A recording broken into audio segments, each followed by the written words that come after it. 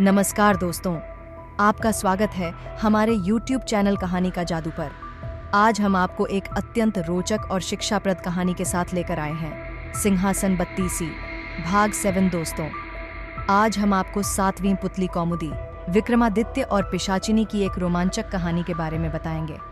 7वीं पुतली कौमुदी विक्रमादित्य और पिशाचिनी की कहानी के बारे में बताती है, जो हमें अनगिनत शिक्षाएं देती है। चलिए इस रोमांचक कहानी में संवेदनशीलता से समाहित हों।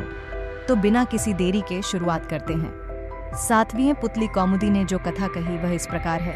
एक दिन राजा विक्रमादित्य अपने शयन कक्ष में सो रहे थे।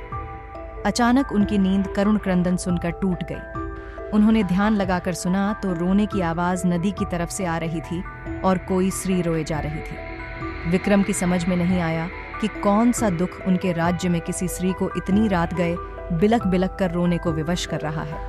उन्होंने तुरंत राज परिधान पहना और कमर में तलवार लटकाकर आवाज की दिशा में चल पड़ी। क्षिप्रा के तट पर आकर उन्हें पता चला कि वह आवाज नदी के दूसरे किनारे पर बसे जंगल से आ रही है। उन्होंने तुरंत नदी में छलांग लगा दी तथा तैरकर दूसरे किनारे पर पहुंचे। फिर चलते चलते उस जगह पहुंचे जहां से रोने की आवाज आ रही थी। उन्होंने देखा कि झाड़ियों में बैठी एक स्त्री रो रही है। उन्होंने उस स्त्री से रोने का कारण पूछा। स्त्री ने कहा कि वह कई लोगों को अपनी व्यथा सुना चुकी है, मगर कोई फायदा नहीं हुआ।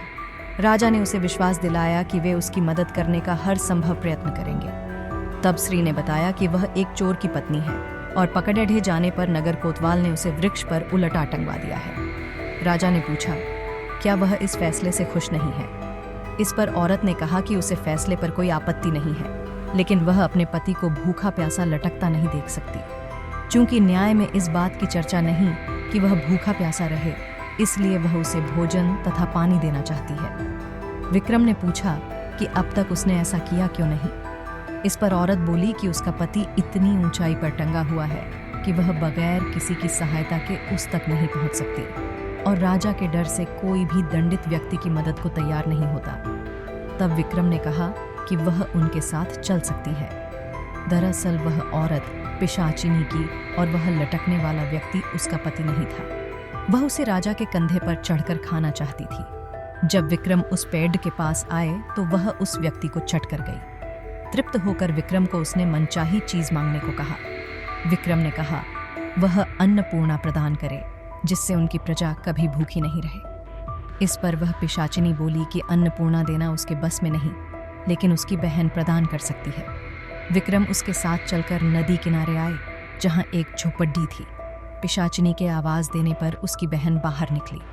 बहन को उसने राजा का परिचय दिया और कहा कि विक्रमादित्य अन्नपूर्णा के सच्चे अधिकारी है, अत वह उन्हें अन्नपूर्णा प्रदान करे। उसकी बहन ने सहर्ष अन्नपूर्णा उन्हें दे दी।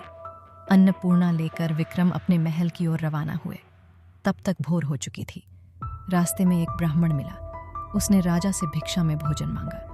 विक्रम ने अन्नपूर्णा पात्र से कहा कि ब्राह्मण को पेट भर भोजन कराए। सचमुच तरह तरह के व्यंजन ब्राह्मण के सामने आ गए। जब ब्राह्मण ने पेट भर खाना खा लिया तो राजा ने उसे दक्षिणा देना चाहा। ब्राह्मण अपनी आंखों से अन्नपूर्णा पात्र का चमत्कार देख चुका था, इसलिए उसने कहा, अगर आप दक्षिणा देना ही चाहते हैं तो मुझे दक्षिणा स्वरूप यह पात्र दे दें, ताकि मुझे किसी के सामने भोजन के लिए हाथ नहीं फैलाना पड़े। विक्रम ने बेहिचक उसी क्षण उसे वह पात्र दे दिया।